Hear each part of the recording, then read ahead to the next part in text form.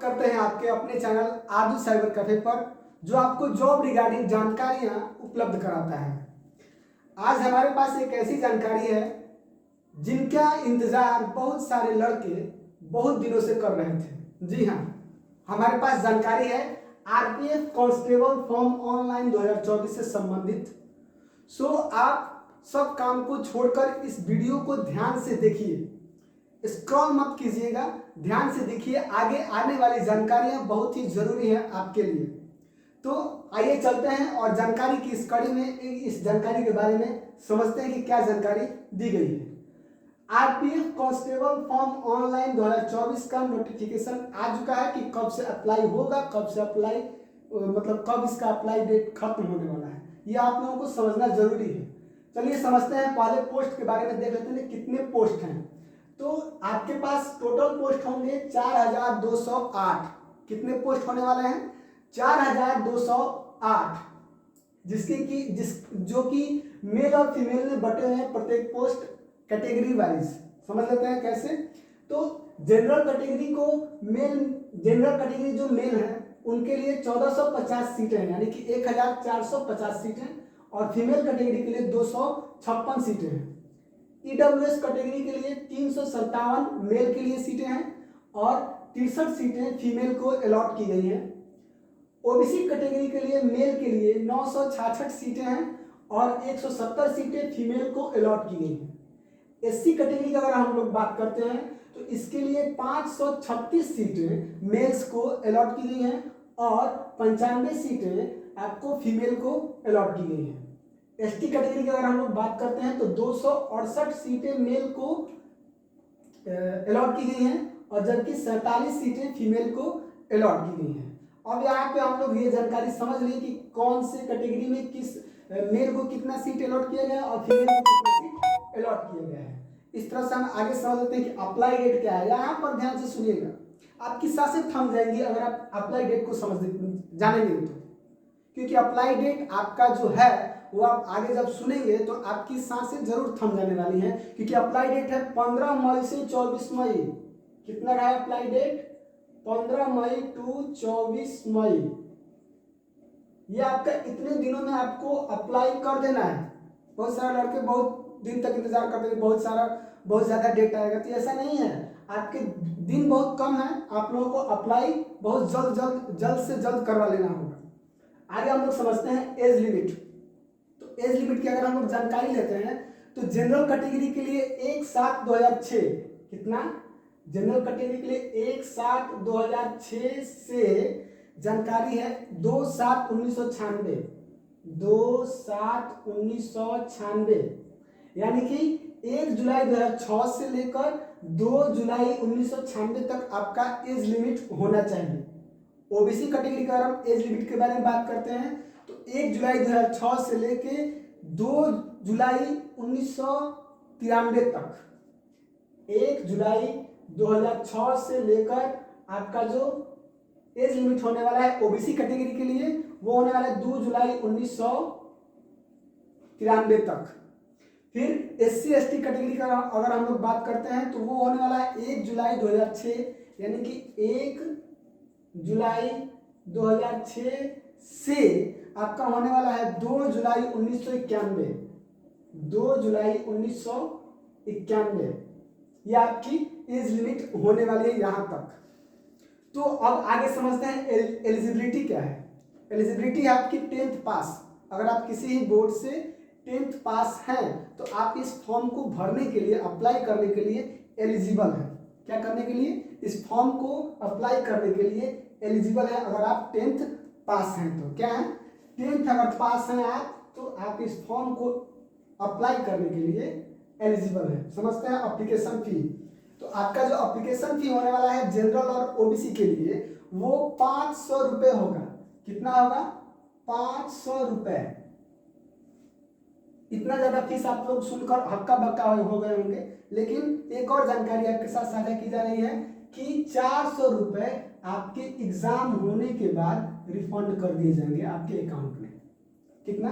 400 रुपये आपके अकाउंट में रिफंड कर दिए जाएंगे। उसी तरह एससी एसटी और फीमेल के लिए जो चार्ज है वो 250 रुपये है। कितना चार्ज है 250 रुपये, और पूरे के पूरे 250 रुपये आपको एग्जाम के बाद रिफंड कर दिए जाएंगे SC/ST कैटेगरी और फीमेल कैटेगरी के लिए, पूरी तरह से रिफंडेबल है। अब आप लोग समझते हैं कि हमारा जो साइबर कैफे है, अब क्योंकि इस फॉर्म के लिए बहुत कम दिन है, तो हमारा जो साइबर कैफे है इसके लिए एक वरदान साबित होगा, क्योंकि हमारा जो साइबर कैफे है वो बहुत कम दिनों में आपको घर बैठे ही आपका फॉर्म ऑनलाइन करने की सुविधा देता है। तो समझ लेते हैं कि हमारे साइबर कैफे से अगर आप ऑनलाइन कराते हैं तो आपका जो खर्च है वो कितना होने वाला है। जनरल और ओबीसी कैटेगरी के लिए आपको जो चार्जेस लगाए जाएंगे वो है 550 रुपए। कितने हैं? जनरल और ओबीसी कैटेगरी के लिए कितने चार्जेस हैं? 550 रुपए, और SC/ST और फीमेल कैटेगरी के लिए 300 रुपए चार्जेस लगाए जाएंगे। कितने चार्जेस लगाए जाएंगे? 300 रुपए SC/ST कैटेगरी के लिए चार्जेस हैं 300 रुपए। आगे समझते हैं, आगे जो आपका दूसरा जो प्रोसेस होगा, या एग्जाम को पास कर लेने के बाद, रिटन टेस्ट दे देने के बाद आपका जो दूसरा होगा वो क्या है? टेट और PMT। इसके लिए आपकी योग्यताएं क्या क्या चाहिए, इसके बारे में आगे हम लोग जानकारी को समझते हैं। तो इस जानकारी को समझने के लिए हम लोग समझते हैं कि क्या क्या है। तो देखिए, मेल के लिए जो हाइट है, मेल के लिए हाइट है आपका 165 सेंटीमीटर। कितना है? मेल जो है होगा वो अगर 165 सेंटीमीटर उसकी हाइट होगी तो वो इस फॉर्म को अप्लाई कर सकता है। उसी प्रकार फीमेल के लिए 157 सेंटीमीटर हाइट दिया गया है। 157 सेंटीमीटर अनिवार्य होगी आपकी हाइट। फिर चेस्ट हम लोग समझ लेते हैं। तो चेस्ट जो मेल के लिए होगा 80 से 85 सेंटीमीटर। कितनी? 80 से 85 सेंटीमीटर, जबकि फीमेल के लिए कोई चेस्ट के बारे में कोई जानकारी नहीं उपलब्ध कराई गई है। रनिंग समझ लेते हैं। रनिंग आपका होगा 1600 मीटर मेल के लिए, 1600 मीटर 5 मिनट 4 सेकेंड में। कितना? 1600 मीटर की रनिंग होगी, जो कि टाइमिंग होगा 5 मिनट 4 सेकेंड। रनिंग मेल के लिए 1600 मीटर 5 मिनट 4 सेकेंड में अगर आप करते हैं तो आप अगले पड़ाव के लिए क्वालिफाई कर जाएंगे। फिर फीमेल के लिए है 800 मीटर इन 800 मीटर। कितना है? 800 मीटर रनिंग है, जो कि है इनके लिए 3 मिनट 45 सेकेंड। कितना है? 3 मिनट 45 सेकेंड। एक त्रुटि हो गई हमसे, ये जो 1600 मीटर है टाइमिंग है 5 मिनट 45 सेकेंड है। कितना है?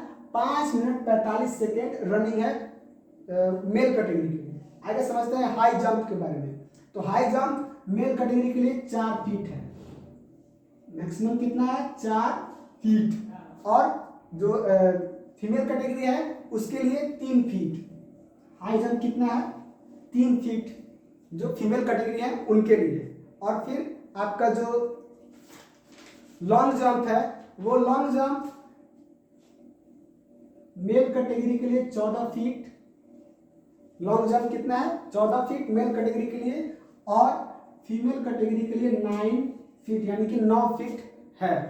ये जो योग्यता है इसके अनुसार आपको अगले पड़ाव के लिए फिर से क्वालिफाई किया जाएगा। देखिए, आपको सिलेक्शन प्रोसेस ही बताया गया है हमारे वीडियो में कि सिलेक्शन प्रोसेस क्या होगा। पहले तो आपको रिटन देना होगा, उसके बाद टेट या PMT, और फिर DV यानी कि डॉक्यूमेंट वेरिफिकेशन आपका होगा। उसके बाद सैलरी के बारे में चर्चा की गई है। तो सैलरी आपकी शुरुआत होगी 21,700 रुपये से। सैलरी कितनी होगी? 21,700 रुपये से आपकी सैलरी की शुरुआत होगी। सिलेबस के बारे में समझ लेते हैं। तो सिलेबस में आपको जो टेस्ट होंगे, उस टेस्ट में आपके 120 क्वेश्चंस आपके पेपर में देखने को मिलेंगे। कितने? 120 क्वेश्चन, जो कि 120 मार्क्स का होगा, यानी कि पर क्वेश्चन पर मार्क्स 1 मार्क्स।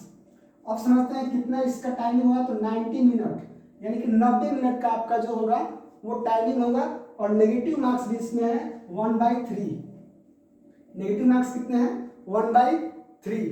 आपके पेपर में कैसे कैसे सब्जेक्ट वाइज कैसे कैसे क्वेश्चन आएंगे उसके बारे में समझ लेते हैं। तो पहला आपका रीजनिंग वाइज रीजनिंग होगा। रीजनिंग के 35 क्वेश्चन आपके पेपर में देखने को मिलेंगे, और मैथ के क्वेश्चन 35 होंगे, और फिर जीके या जीएस इसमें जो होंगे वो 30 क्वेश्चंस देखने को मिलेंगे। कितने होंगे? रीजनिंग के 35 क्वेश्चन, मैथ के 35 क्वेश्चन और जीके और जीएस के आपके क्वेश्चन होंगे 30 क्वेश्चंस। ये सारी जानकारियां हैं। अगर आपको ये जानकारियां अच्छी तरह से समझ में ना आई हो तो आप फिर से वीडियो को रिवाइंड करके देख सकते हैं और समझ सकते हैं। आगे चलते हैं रिक्वायर्ड डॉक्यूमेंट्स पे। तो रिक्वायर्ड डॉक्यूमेंट्स में आपको पहले जमा करना होगा आधार कार्ड, मतलब कि आपको आधार कार्ड देना होगा। फिर उसके बाद आपको देना होगा फोटो, आधार कार्ड, फोटो। फिर आपको देना होगा सिग्नेचर।